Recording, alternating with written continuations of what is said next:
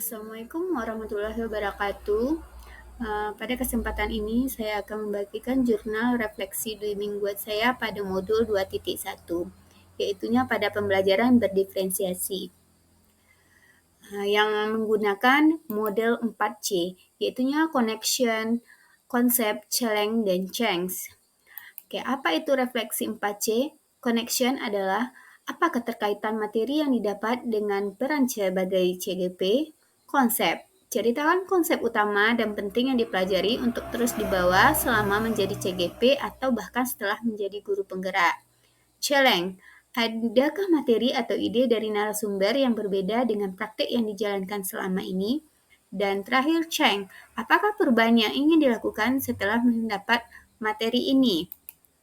Pada connection, pada modul 2.1 ini saya mempelajari bagaimana memenuhi kebutuhan belajar murid dengan melakukan pembelajaran berdiferensiasi, di mana pada materi ini sangat erat hubungannya dengan peran saya sebagai calon guru penggerak.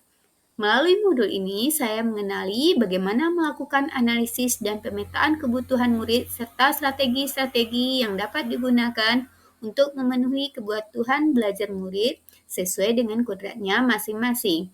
Dan juga hal ini sangat membantu saya sebagai seorang CGP, di mana salah satu peran guru penggerak adalah sebagai pemimpin pembelajaran yang senantiasa mengarahkan ekosistem pembelajaran yang berpusat pada murid.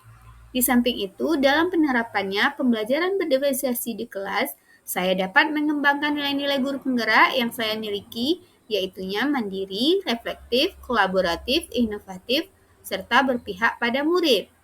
Kemudian pada tahap challenge, dari beberapa konsep materi yang saya pelajari, ada beberapa yang berbeda dengan apa yang sudah saya terapkan selama ini. Di antaranya, saya mengira bahwa mengelompokkan murid berdasarkan tingkat kecerdasannya dan memberi treatment yang berbeda sesuai tingkat kecerdasan adalah pembelajaran diferensiasi.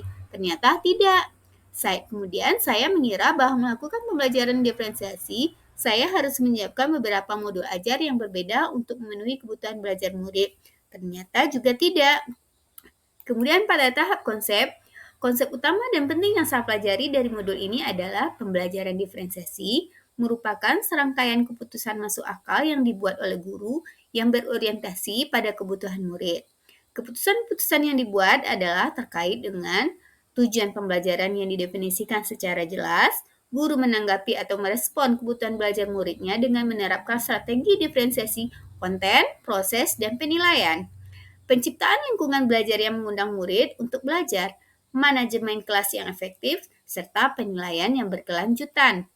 Kemudian pada tahap terakhir, yaitunya Cheng, setelah mempelajari modul ini, saya merefleksikan diri saya, ternyata saya belum sepenuhnya memahami apa itu pembelajaran berdiferensiasi selama ini, sehingga belum bisa mengakomodir berbagai kebutuhan belajar murid.